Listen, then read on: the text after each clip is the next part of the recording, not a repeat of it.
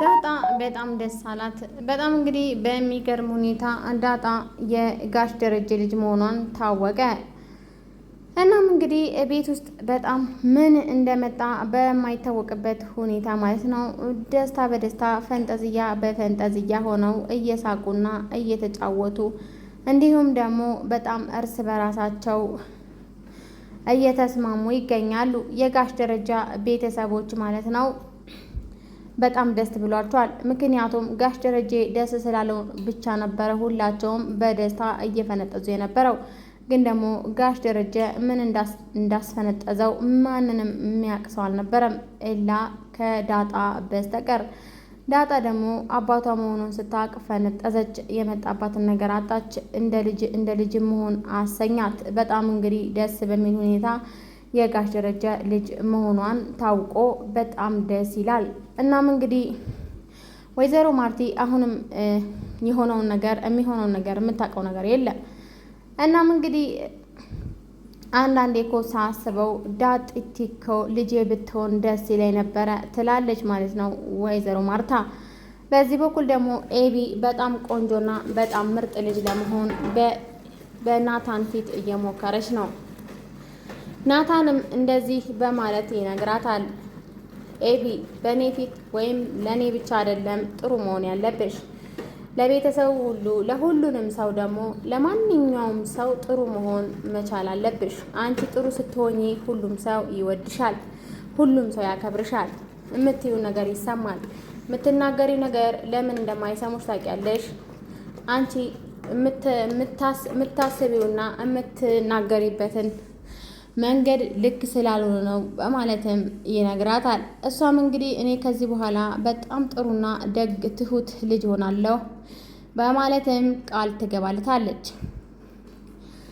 በዚህ በኩል ውሃዬ እንግዲህ ጋሽ ደረጀ በጣም ደስ ብሎት ቤት ውስጥ ሁላቸውም እየተንቃቃፉ በጣም ደስ ብሏቸው እየፈነጠዙ ባለበት ሰዓት ነበረ ውሃዬ በጣም ነው እኔ የምወድሽ የኔ ልጅ በማለት እቅፍ ያደረጋሽ ጋሽ ደረጀ። ምክንያቱም ውሃ ዳጣ የኔ ልጅ ናት ብሎ ለመናገር በጣም ድፍረት ስላጣ ነበረ ውሃዬ ወድሻለሁ የኔ ልጅ በማለት የተናገረው። በጣም እንግዲህ ደስ በሚል ሁኔታ የጋሽ ደረጀ ልጅ ዳጣ በመሆኗ ሁላቸውም እንግዲህ ደስ ብሏቸዋል። ግን ደግሞ የሚያውቁት በማያውቁት ነገር ማለት ነው እና ግን ይሄንን ደስታ ምክንያቱን የደስታውን ምክንያት የሚያውቁት ጋሽ ደረጀና ዳጣ ብቻ ናቸው። እናም እንግዲህ ናታን በተደጋጋሚ ለዳጣ ቢጠይቃትም ዳጣ ግን ለመናገር ፈቃደኛ አይደለችም። ምክንያቱም ይሄ ነገር ሚስጥር ነው። ጋሽ ደረጀ እኔ በፈለግኩበት ሰዓት ነው ሚስጥሩን ማውጣት የምፈልገው በማለትም ለዳጣ ነግሯታል። ዳጣም እኔ አንተ ካገኘሁ በቂ ነው፣ ደስተኛ ነኝ በማለትም ትነግረዋለች። በጣም እንግዲህ ደስ ይላል። ምክንያቱም ሁላችንም በጉጉት የምንጠብቀው የዳጣና የጋሽ ደረጀ ታሪክ ነበር ማለት ነው። ሰላም ሰላም፣ ውድና የተከበራችሁ የኢና ዩቲዩብ ቤተሰቦች በያላችሁበት ዓለም ዳርቻ ሰላማችሁ ብዝት ትርፍ ይበልልኝ። ለዚህ ቻናል አዲስ የሆናችሁ ላይክ፣ ሼር፣ ሰብስክራይብ በማድረግ አበረታቱኝ። እናም እንግዲህ ዛሬ ይዤላችሁ የመጣሁት ዳጣ ድራማ ነው ማለት ነው። በጣም ደስ ይላል። በጣም አንገብጋቢና በጣም አስተማሪ የሆነ ድራማ በጉጉት የሚጠበቀው ድራማ ተለቆልናል ማለት ነው ዛሬ። እናም እንግዲህ ኤቢ ወደ ናታን ክላስ ሄዳ ምን ልስራልህ እራት እያለች ጠይቀዋለች። እሱም ምን ነው እስካሁን ድረስ ሰላም አልሰራችም እንዴ በማለትም ይጠይቃታል። አይ እሷ ልትሰራ ትችላለች፣ ግን ለአንተ ማብሰል እፈልጋለሁ ማለትም በምትጠይቀው ጊዜ እሱም ለእኔ ብቻ ሳይሆን ካበሰልሽም ለሁሉንም ሰው ግን አንቺ ማብሰል ትችያለሽ እንዲህ በማለትም ይጠይቃታል። እሷም እንግዲህ በመቀጠልም አይ ማብሰል በደንብ ነው የምችለው፣ እንዴት ነው የማልችለው በማለትም ትመልስለታለች። እሺ በቃ እንደዛ ከሆነ ለሁሉንም ሰው ቁርስ አዘጋጅና የጠዋት በማለትም ያዛታል። እሷም እሺ በማለት ወደ ክላሷ ትሄዳለች። እናም እንግዲህ ሰላምዬ የወይዘሮ ማርታ ክላስ እያጸዳች ነበርና ምን እያደረግሽ ነው ማለት ጠይቃታለች። እያጸዳውና ምን እያየሽኛር እንዴ በማለት ሰላም በምትመልስበት ሰዓት ነበረ ግን ማታ አባዬ እንዴት ነው ይሄ ሁሉ ደስታው? የዚህ ሁሉ ደስታው ምክንያት ልትነግሪኝ ትችያለሽ ሰላም? በማለትም ኤቢ በምጠይቅበት ሰዓት ነበረ ሰላም እኔ እንዴት አውቃለሁ፣ በጣም ግን ደስ ብሎት ነበረ በማለት ትነግራታለች። እንግዲህ ሰላምም ኤቢም ማንንም ሰው እንግዲህ ሚስጥሩን አያውቅም። እናም በእሷ በኩል ለማወቅ ብትሞክርም ግን ደግሞ ሰላም ምንም የምታውቀው ነገር ስላልነበረ ምንም ነገር አልነገረቻትም። ግን የልጅሽ አባት ማን ነው? የረሳውልሽ እንዳይመስልሽ መቼ ነው የምታስተዋውቂን? በማለትም በምጠይቃት ጊዜ አንቺ ምን አገባሽ? በማለትም ሰላም ትመልስላታለች። እናም እንግዲህ ውሃና ምጥን ማለት ነው የኤቢ የድሮ ፍቅረኛዋን ያገኙታል ማለት ነው። ያው ሰላም በሉልኝ እና ደግሞ እንደ ጠፋች ንገሩልኝ ምናምን በማለት እንግዲህ ለእነሱ በሚነግራቸው ጊዜ ነበር ቤት መታ ውሃዬ በናታን ፊት ናፍቀሽኛል፣ ለምንድን ነው ማታገኝ ብሎሻል ስትላት ነበረ ማለት ነው። ኤቢ ቦግ ያለችው ልታንቃት ምንም አልቀራትም። ከዚህ በኋላ ማንኛውም ነገር ከሰው ጋር ሲሆን እንዳትነግሪኝ በማለት ማስጠንቅቃታለች። እናም እንግዲህ ምጥን ባይዘይ እንደ ውሃ አረችም ትንሽ ከውሃ በጣም ብልጥዬ ነገር ናት ማለት ነው። እና ሁለታቸውም ግን ደስ የሚሉ ልጆች ናቸው።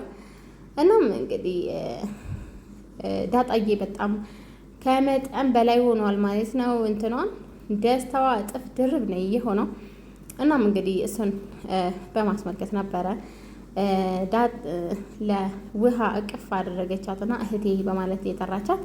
እሷም ለምንድን ነው ግን ያቀፍሽኝ በምትላት ጊዜ ነበረ ያው እህቴ ስለሆንሽ ነዋ ብላ እየመለሰችላት ማለት ነው።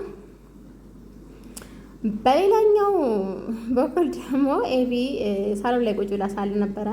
ዳጣዬ እባክሽን ኤቢ አንድ ነገር እሺ በይኝ በማለት ታሳምናታለች። ምንድን ነው እሱ? መጀመሪያ እኔ ልወቀው በማለትም በምጠይቃት ጊዜ አንዴ ልቀፍሽ በማለት ነው የጠየቀቻት። እሷም ጸጥ በምትላት ጊዜ ሄዳ እቅፍ አድርጋ አቀፈቻት ማለት ነው። ምክንያቱም ዳጣ እስካሁን ድረስ ብቻዋ የነበረች ልጅ ናት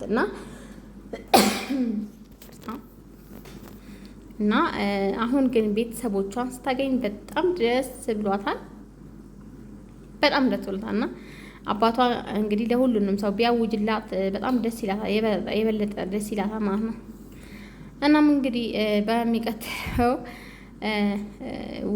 ዳጣዬ ተነስታ እኔ አደርሳታለሁ ለውሃ ትምህርት ቤት በምትልበት ጊዜ ወይዘሮ ማርታን በጣም ደስ ብሏት እሺ አድርሷት እንደውም ግልግል በማለትም ወይዘሮ ማርታ ወደ ስራዋ ትሄዳለች ማለት ነው። ዳጣም ውሃን እህቷ ውሃን እንግዲህ ወደ ትምህርት ቤት ታደርሳለች። በመቀጠልም በስተመጨረሻ ማለት ነው ኤቢ ወደ እናቷ ክላስ ገብታ ማለት ነው ብዙ እቃዎች በምትፈትሽበት ጊዜ ነበር የዲኤንኤ ምርመራ ያገኘችው ማለት ነው። በመጨረሻ ጊዜ እንግዲህ ኤቢ በጣም ችግር የምታሸትበትን ቦታ እንግዲህ እቃ አግኝታለች። እሱንም አንስታ እያነበበችው ድራማውን አልቋል። እናም እንግዲህ በሚቀጥለው ምን እንደሚፈጠር አይታወቅም። ድራማው ግን በጣም አጓጊና አስተማሪ ነው። ምክንያቱም ቤተሰብ ውስጥ ብዙ አይነት ሚስጥሮች ይኖራሉ እና በዘገዩ ቁጥር ብዙ መዘዞችን ይዞ ነው የሚመጣው። ምክንያቱም አንድን ነገር ቶሎ የሆነ ነገር ስናበጅለት ብዙ መፍትሄዎችን እናገኛለን ማለት ነው እና የዳጣ ድራማ ማለት ነው በጣም አጓጊና በጣም አስተማሪ ቁም ነገር አዘል ድራማ ነው። ሀሳብ አስተያየታችሁ ኮሜንት ላይ አስፍሩልኝ ማለት ነው። ቸር ቆዩልኝ።